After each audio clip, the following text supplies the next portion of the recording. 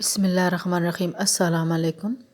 In this lecture, we will learn fundamental types of main memory, internal processor memory, RAM, ROM. First, we will discuss what are the internal processor memory.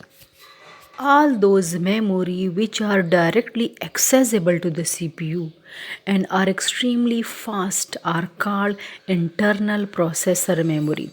There are two types of internal processor memory: cache memory and registers. Cache is the fastest and more reliable memory than RAM. So cache lies in between the CPU and main memory, while registers are associated with arithmetic logic unit. Cache memory.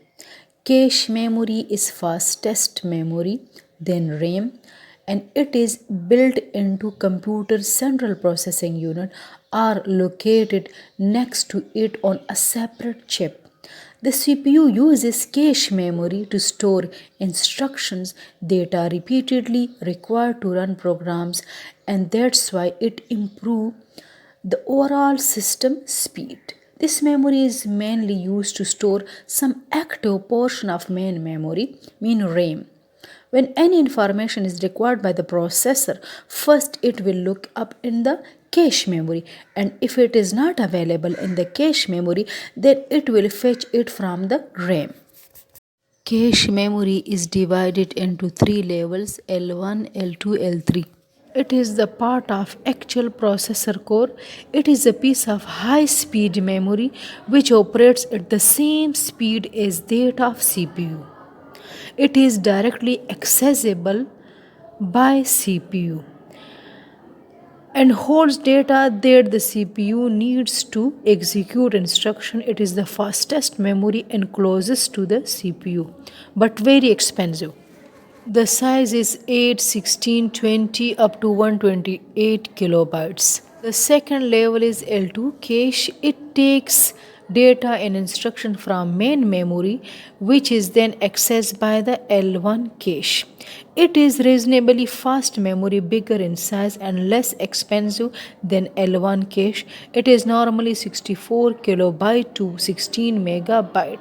The purpose of L2 cache is to constantly read in slightly larger quantities of data from RAM so that these data are available for L1 cache, and then it is sent to CPU for processing.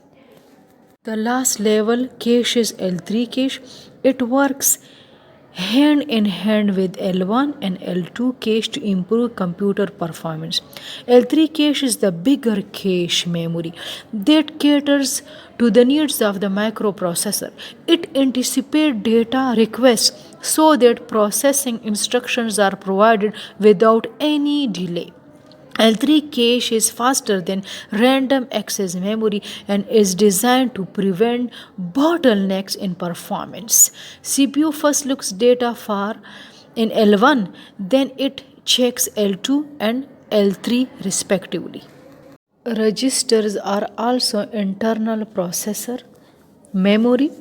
Registers are small memory units. There are a large number of registers inside the processor. Their function is to temporarily store binary information and pass it to other part of processor or main memory during the execution of program instructions. Registers are associated with arithmetic logic unit because it store the operands and the operator, and also after processing the result is stored by the registers.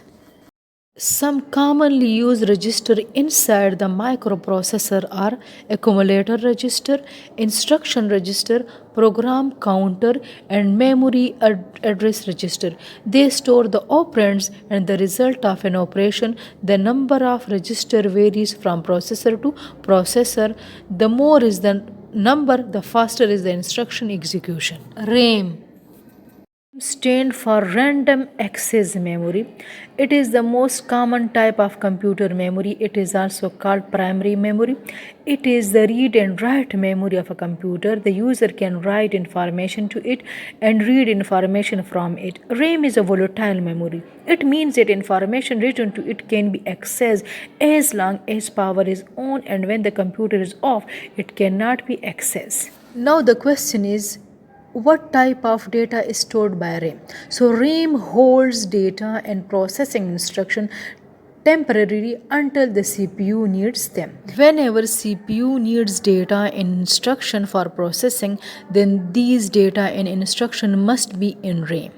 ROM stand for read only memory. It is a permanent memory. It is non volatile. When the computer is shut down or light goes, then the data is permanently stored. The data cannot be erased, the data cannot be washed out. The information stored in it is not lost even if the power supply goes off. It is used for the permanent storage of information. It also possesses random access property. Information cannot be written into ROM by the user programmer. In other words, the contents of ROMs are decided by the manufacturer. A very important program, BIOS, is permanently stored in ROM. BIOS stands for Basic Input Output System. The function of BIOS is to load and start an operating system. The first job of BIOS is to check and initialize system devices such as video card, keyboard, mouse, hard disk, and other devices.